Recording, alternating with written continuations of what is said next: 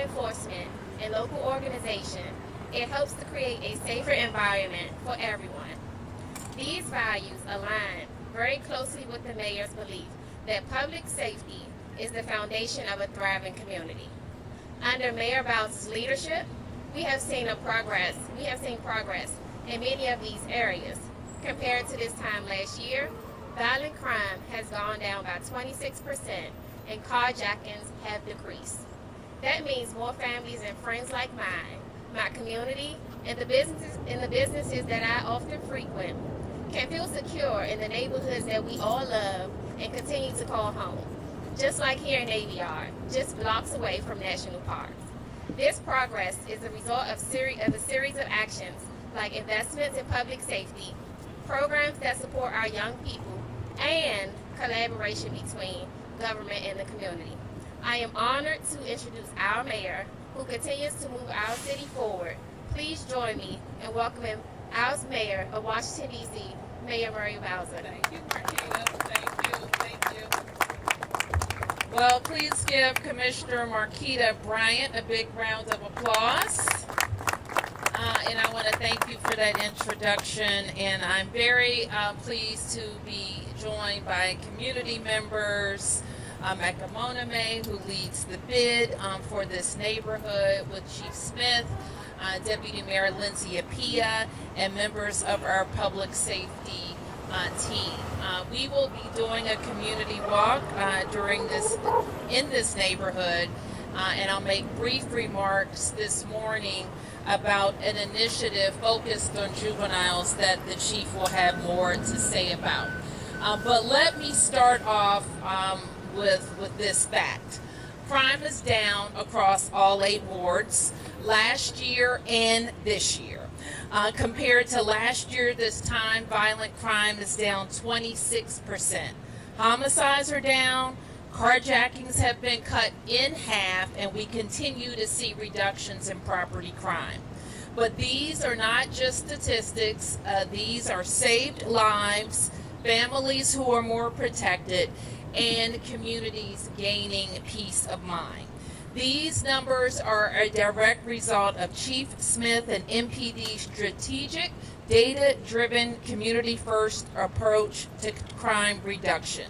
And the Chief and I both know there's more work to do, especially when it comes to young people.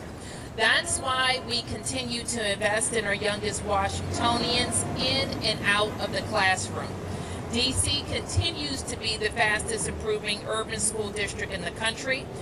We just announced $1.5 million in grants to expand our out-of-school time programs and our centralized website, most.dc.gov,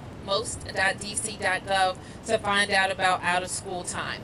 We look forward to the 46th year of the Marion Barry Summer Youth Program, and another year of thousands of young people going to our summer camps with DPR. And even with these investments, we know many young people are affected by violence in our city, and in some cases, young people themselves are responsible for crime. That's heartbreaking, and it's unacceptable. It requires all of us across the government, in every ward, in every neighborhood, to step up and do more to support our youth. And I have to say that this chief of police takes very seriously and personally how we address young people who have committed crime, and working across the government with all of our agencies and directors to support young people and keep them from having to talk to the police. I'm proud to stand with Chief Smith and Deputy Mayor Pia today as we announce MPD's new Juvenile Investigative Response Unit. This unit is designed to respond to youth-involved crime more effectively and stop crime before it happens. The JIRU will reach young people where they are and help us understand their challenges and connect them to a better path. So I want to thank Chief Smith for recognizing this challenge and acting on it. And I want to thank all of our government partners, partners in our schools, community-based organizations who share our commitment to a whole of government approach to public safety. So with that, I want to turn to Chief Smith for more comments on the program. Thank you, Madam Mayor. Good morning, everyone, and thank you for joining us. I am joined today by, obviously, members of the Mayor's Cabinet, but also by my Executive Assistant Chief, Andre Wright, and Commander Sharday Harris, who oversees our Youth and Family Engagement Division, along with officers from our 1st District and those recruits who are currently in our Metropolitan Police Department recruit class. I want to begin by thanking Mayor Bowser for her continued support of MPD and her efforts in uplifting the youth across the District of Columbia. Our mayor is passionate about ensuring that each and every child in this city is given a quality education and is provided with the building blocks they are needed in order to thrive.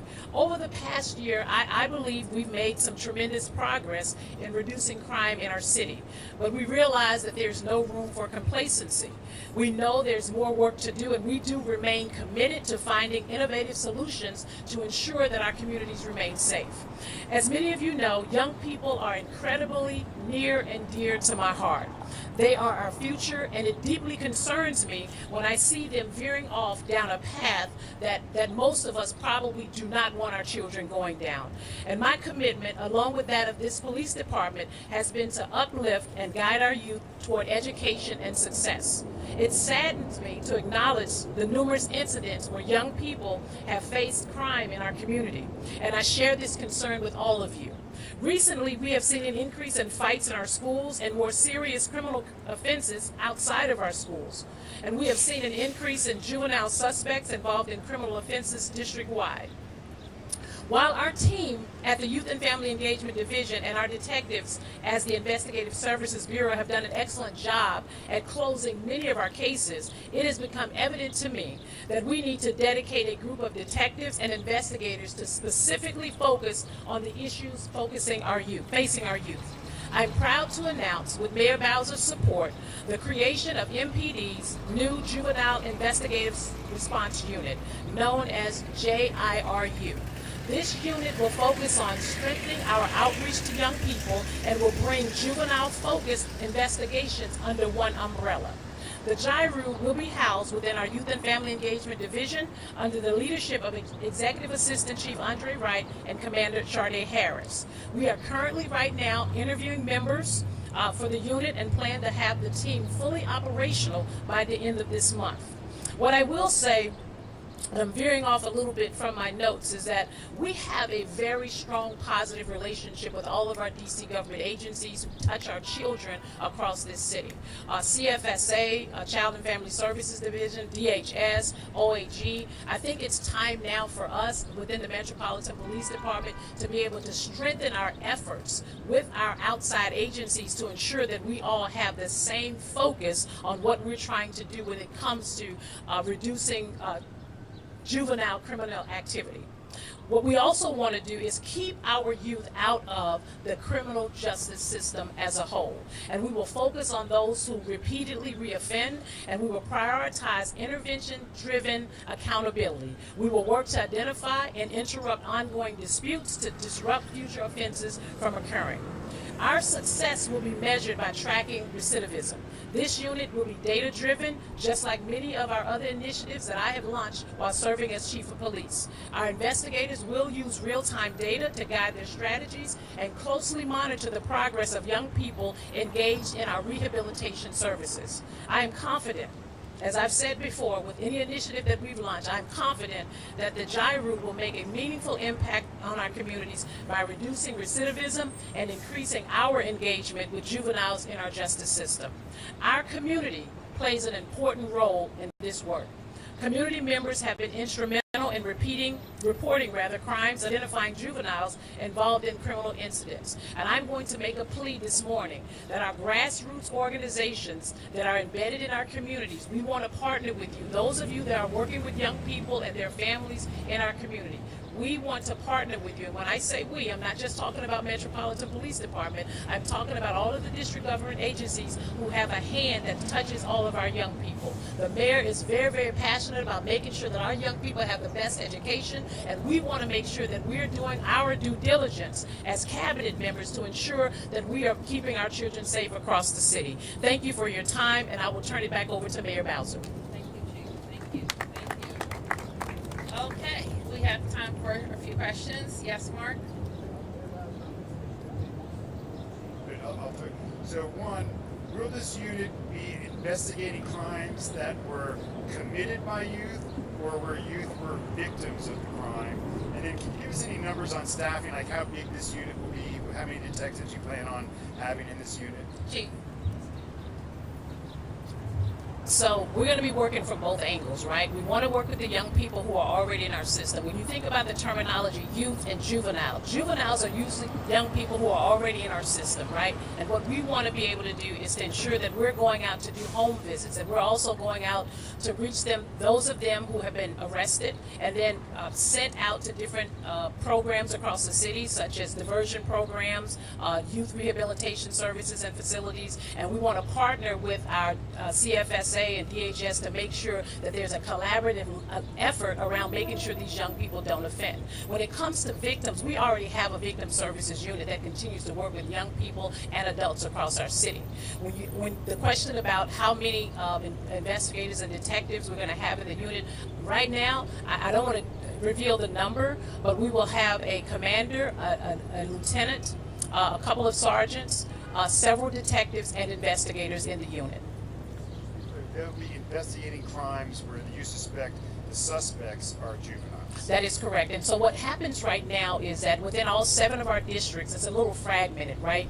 First district would handle theirs, second district would I'm bringing it all under one umbrella across the city, so that as criminal activity is happening with our young people, we're able to address it immediately.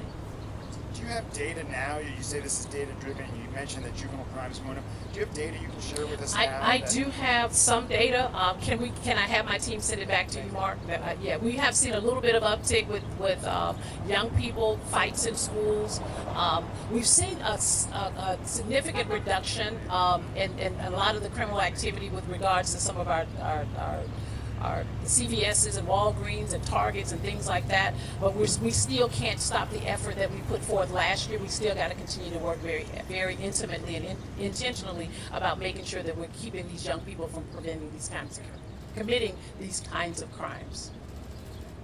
Chief, Felicia Ashley, this is 7. Yes, yesterday, MP arrested 12, 13, and 14-year-olds Yes. for armed carjacking. That is correct. Because this is a new unit, can you explain to the community how it would have gotten involved, for example, in that scenario to prevent a carjacking specifically with weapons? So when you talk about a 12-year-old and a 13-year-old and a 14-year-old, that should be concerning for all of us, right? So there's more work that needs to be done within that family system. Why would we have a 12-year-old, a 13-year-old, and a 14-year-old carjacking in our city, right? They're not even old enough to drive a car. And so with that investigation would go immediately to our GIRU. We will meet with folks with CFSA, DHS. We will have a roundtable discussion to ensure that we are all engaged in those wraparound services, whether it's at the child's home or if that child is going to be placed in a diversion program. We oftentimes know that 12-year-olds don't. They go back to the home. And so we want to make sure that there are immediate services provided to them, to include the services that the grassroots organizations are also providing in the city. We all want to come together under one umbrella to help our young people. You mentioned that home, for example, if it's found that parents may be complicit, especially with repeat offenders that are juveniles with weapons, is there consideration of also possibly holding parents accountable? We haven't gotten to that point just yet. What I will tell you about some parents, and I meet with a lot of them, they call me, I talk to them. Some are grandparents that are doing the best they can, right? And so what I'm saying is that we have programs that I know have already been doing a lot of effort in that space. We just want to enhance the effort that's currently taking place.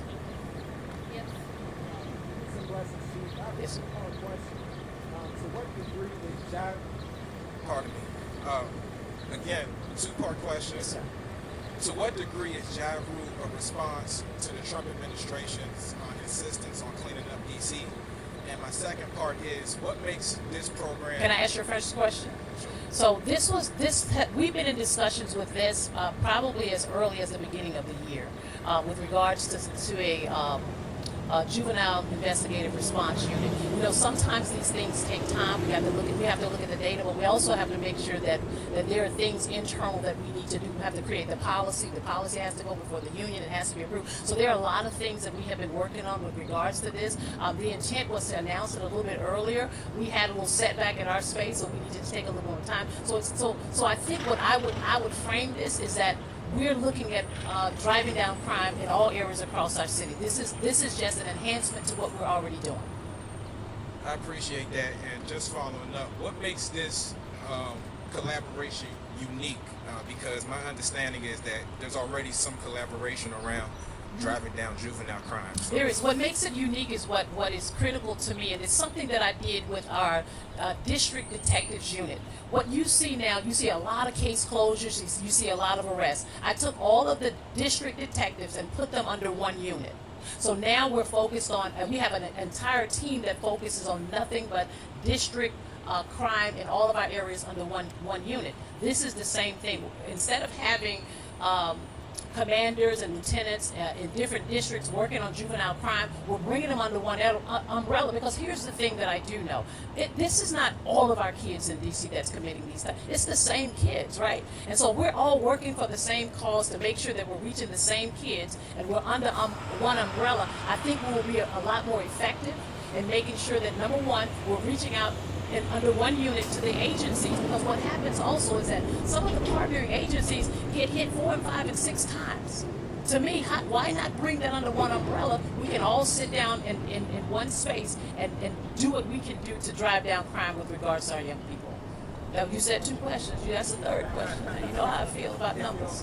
Go ahead. All right, Sam. Please indulge me, and I Yes, gotta, evoke the grassroots organizations that Yes. you mentioned. So, what is your message to them, just in terms of reassuring them that the youth will be taken care of? That because just given their relationship with the police, what middle ground, or I guess what negotiations are there around ensuring that youth's rights will be taken into consideration? So let me do one better. I've already spoken to most of them. I've done my behind the scenes work. I think we have Dion is here, and she's one of the individuals, young ladies that I've spoken to that oversees a program over in Southeast who have been doing phenomenal work, and that's the bridge to connect the Metropolitan Police Department with our community. They're already doing some of the work. How do we re-engage that? And Dion and I spoke even yesterday to ensure that our kids have what they need and they're not reoffending. And so they're going to be that support system for us out in the community. That's not really grassroots. Raphael with WSA 9. Chief Smith, so often you mention that it's a small group of kids committing, these crimes. Do we have a rough estimate? I know in the past you've mentioned some kind of numbers of how many are actually involved in the crimes that you're talking about. Well, I haven't counted them, but I see the faces all the time, the same faces. I see them in our crime briefing. The reason why I can get the numbers for you, because that's where our data is coming from, and we'll be able to get that back to you. But I see the same kids over and over again, and so that's what's driving this for me. It's the same group. It's not a large number. Listen, we have great young people here in the District of Columbia. The mayor has already said how we are excelling in education, and so what we want to do is grab that other little small group that's creating havoc around our city. Some folks say to me that, we can't arrest our way out of this, and I agree. But we will hold those young people accountable that are committing serious crimes across our city. And will there be any specific targeted areas that are part of, we're throwing another acronym at us. All areas across the District of Columbia, all areas. We won't be targeting specific areas. If the crime is happening up in the 2nd District in Georgetown, and we have a group of young people that's committed, we're going to deal with that just like we would deal with it in any other area across the city. Thanks, Chief. Jenny with the Washington Post. You mentioned detectives and investigators on the unit. Are there going to be officers of other ranks and other roles on the unit as well? So the officers are the ones that are already doing the work out in the field. Their reports will now come into this unit, and they will do the follow-up work behind that. And so when you talk about the roundtables, like where you have all the sort of different agencies providing services to youth at the table, which representatives from MPD are at that table? The representative that I mentioned before, Commander Charnay Harris is the commander of our Youth and Family Engagement Division. Captain Rachel Pulliam will be the direct point of contact with all of those individuals. You you mentioned home visits and sort of more attention to young people who are already in the system. What is going to be the relationship between this unit and Court Social Services, the agency that monitors young people? We already have a relationship with them. This is just another step to enhance what we've been doing, but to bring everybody together under one umbrella. So does that mean that MPD officers will join probation officers, or just do separate home visits, or? We're gonna sit. We've already sat down with the different agencies. We've already had a discussion about what the plan is going to be, so they will be a part of the process that we use with regards to even the home visits, recidivism, all of that. We will all take part in that. I already spoke to you, Sam, Madam Mayor. Can I ask Mac here? Marielle with DC News Now. Two questions. One, just clarifying, Chief. You said that these detectives will be kind of behind the scenes, so they won't be. They will be out in the field. They're not just going to be behind the scenes, but this is the collaborative effort that we have to have. Detectives in the Metropolitan Police Department, I will tell you, they are sharp. They know how to bring case closures together. They know how to work together. They have to go out in the field. The investigators will go out in the field. We cannot do it any other way. So if there's a crime scene involving a juvenile, they will show up. Yes, ma'am. And then just a second question. I know last week the acting U.S. Attorney for D.C., Ed Martin, had talked about wanting stricter penalties for kids that are committing violent crimes to help reduce recidivism. So do you see that as a part of this? Do you want to see stricter punishments for some of these juveniles, and how does this play into that? What we want is for kids to stop committing crime, and we want certain accountability for them. And we do not believe, and while this is an investigative tool that the chief is talking about, and using the resources of the government during an investigation to support families, it is also very important that we have a system that has certain accountability for crime. That's true for adults, and it's true for juveniles too. Yes. Yeah, quick off topic for the chief. Chief, MPD officer Malik Loggins was arrested yesterday in PG County on gun charges. Just wanted to get your comment on that. And the comment that I have with respect to any Metropolitan Police Department officer who has been arrested for any offense, they are placed in a non-contact status, a not full duty status, and the investigation is ongoing. So his police powers have been suspended at this time? That is correct. Okay, yes, question, and then Mark, and then I think that's everybody? Yes, Mayor Rebecca with 7 News. Yep. I know we kind of have two budget limos at everything going on Capitol Hill and kind of the standstill that we're at right now. We've got World Pride coming up in just a few weeks. Are you expecting everything to be sorted by then? And if not, what changes are you prepared to make for our budget for this current fiscal year?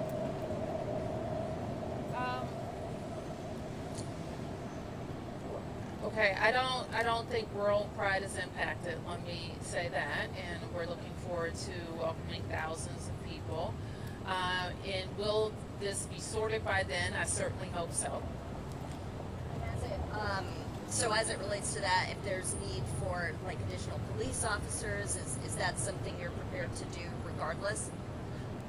We're always going to be making sure that we're staffed for the safety of the city. Absolutely. And as it relates to the fiscal year 26 budget, are you pencils down yet? Pencils down is kind of a made-up term, so I'm not going to feed into that made-up term, but we will be submitting a balanced budget to the council.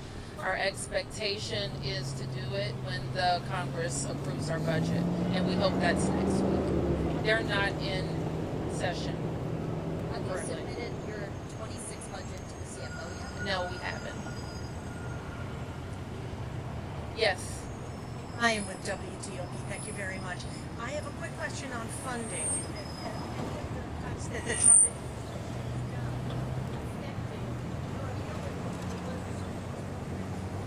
Second question, what do you say to parents and grandparents who come to court with their hands in the air going, I don't know what to do with this child, help me. It's not just here in the district, I've been in courts in other jurisdictions where we've heard the same thing.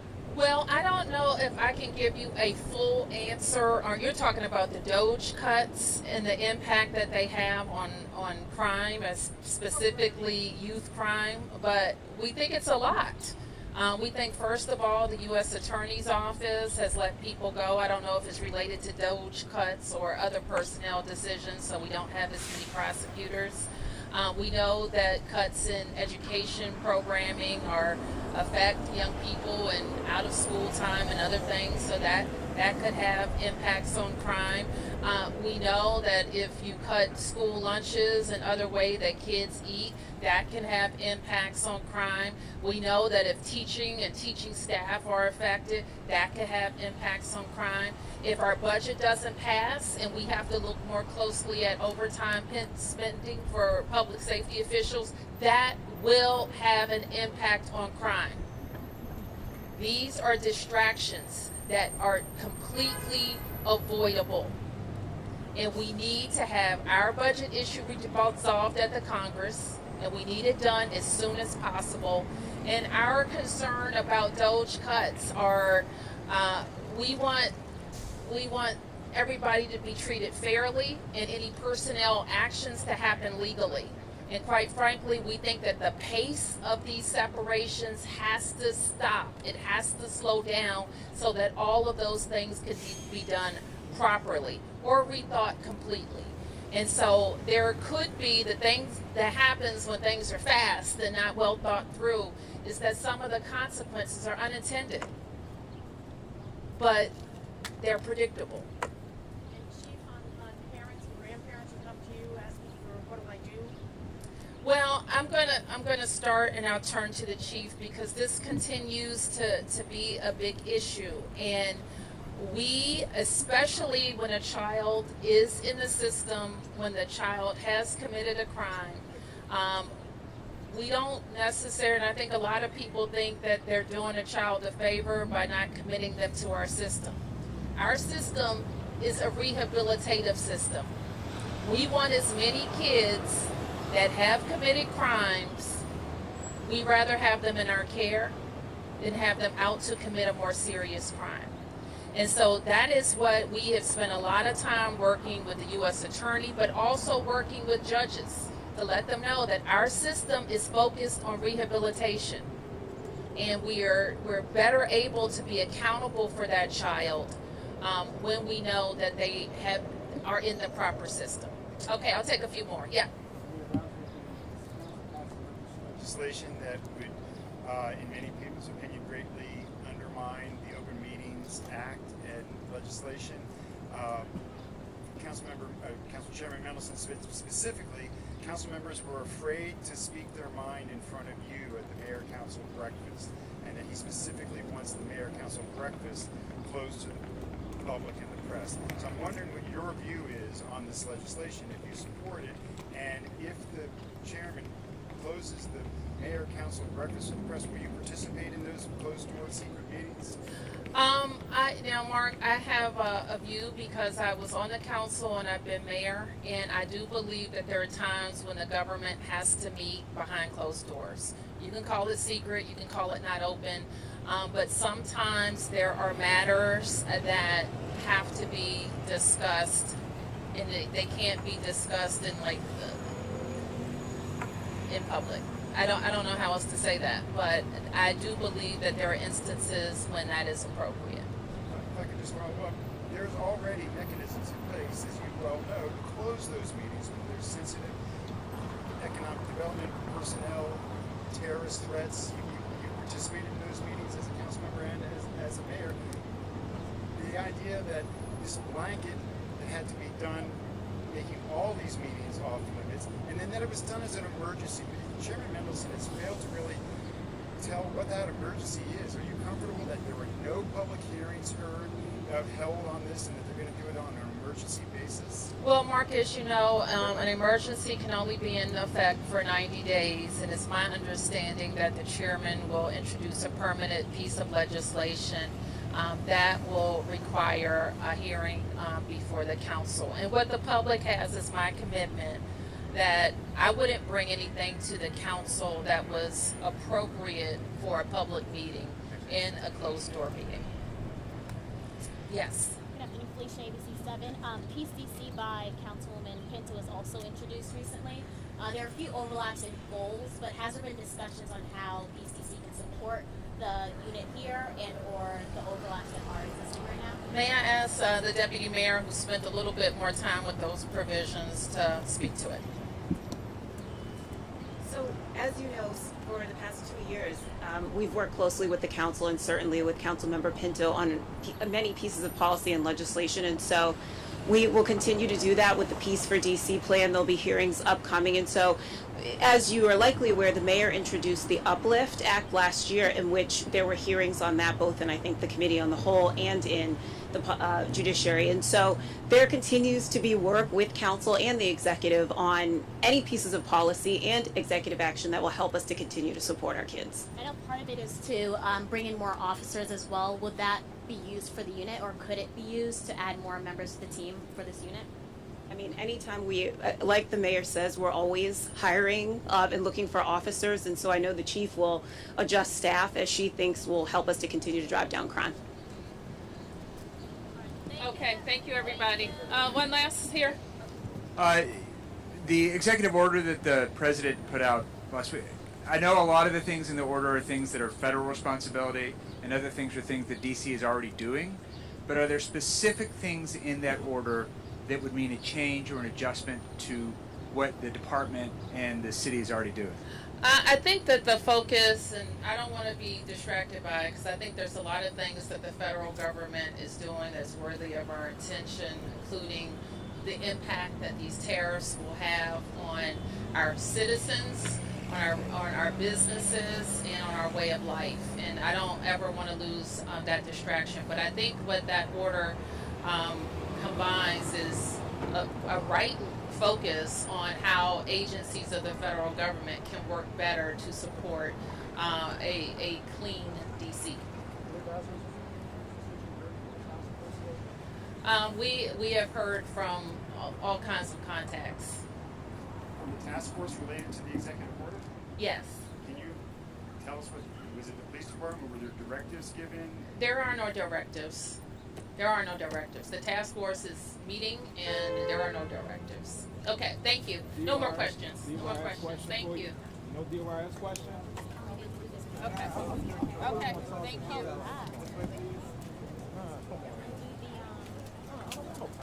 I feel like I want to ask a question. I'm gonna try. There's a So are we leaving? They might have